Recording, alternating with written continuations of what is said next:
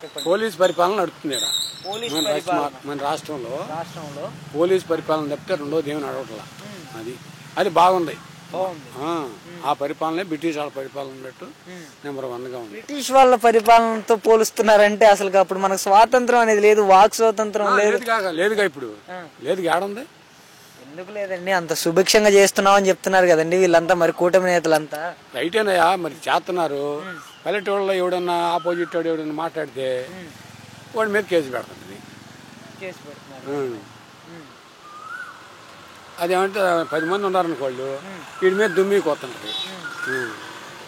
వీడు నోరెత్తడానికి ఛాన్స్ లేదు. అది ఇంకా ఓకే, మనకి స్వేచ్ఛ అనేది లేదంటారు ఈ ప్రభుత్వంలో. కాకపోతే మరి ఆయన చెప్పిన పథకాల సంగతి ఏమైందండి? సూపర్ 6 పరిస్థితి పథకాలు ఒక్కటి కూడా దాంట్లో 10% కూడా అమలు చేయాల. 10% నడుస్తుంది. ఏదంటే ఆడకాత నడుస్తుంది. పూర్తిగా ఇదివరకు జగన్ పరిపాలన నడిచినట్టుగా కరెక్ట్గా నడవల.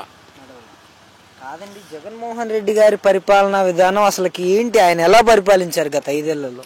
సరే, ఆయన ఉన్నంత వరకు ఆయన 5 సంవత్సరాల్లో 2 సంవత్సరాలు కరోనాతో పోయాడు. 3 సంవత్సరాల్లో ఉండవరకు ఆయన తెలివితేటలతో చేయవలసిన వరకు చేశాడు.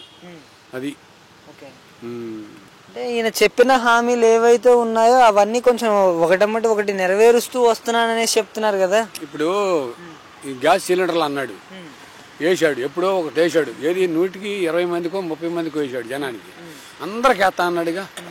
అందరికి వేయలా. 100కి 20 30 మందికి వేసాడు. 2వ ట్రిప్ వేసాను అన్నాడు. ఒక 5గురికో 10 మందికి వేసారు అయిపోయింది అంటున్నాడు. అప్పుడు ఆ రోజుల్లో కూడా అంతేగా. రాజశేఖర రెడ్డి జగన్ గెలవక ముందు బాండ్లు ఇచ్చాడు, రుణమాఫీ చేసి. బాండ్లు అందరికి ఇస్తాను, డబ్బు ఇస్తానని.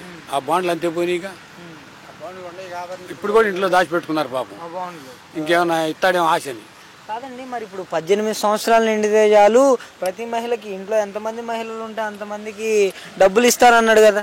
అది ఏమి ఇచ్చినట్టు ఏం కానట్లే. మరి మనకి తెలియదు అనుకో. ఆ బడి పిల్లలు తల్లిదండ్రులు అడిగితే చెబుతారు అవన్నీ. ఇంకా మరి రైతుల పరిస్థితి ఏంటి? రైతులకు రైతు భరోసా అవన్నీ సక్రమంగా వేస్తున్నాడా? మరి ఇంతవరకు లేదు.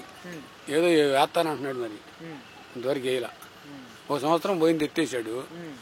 ఈ 2వ సంవత్సరం 20వ తారీఖు అన్నాడు. అది లేదు. ఏదైనా కానీ ఇప్పుడు సామాన్య ప్రజల పరిస్థితి అసలు ఈ ప్రభుత్వ పాలనలో ఎలా ఉంది? కొంటా అన్నాడు బోర్డు. ఏది ఇది బోర్డు పెట్టి కొంటానని రైతులను ఇబ్బంది పెడుతున్నాడు ఇంకా. ఎందుకంటే అదిగో దాంట్లో నల్లది ఉంది, దీంట్లో పుల్లది ఉంది, మీరు గ్రేడ్ చేసుకురావాలా అని చెప్పి కాల్ చేస్తున్నాడు. ఏదైనా కానీ సామాన్యులను ఇబ్బంది పెట్టేలా ఉంది. ఇప్పుడు మన వార్తలో కూడా చెబుతున్నాడుగా 8,000 కోట్లు ఇంకా బియ్యం వడ్లు కొన్నాడు చూడు. ఆ డబ్బులు ఇవ్వలేదండి జనాలకి, ఆ వడ్ల డబ్బులు. అలా ఉంది పాలన. Okay, thank you.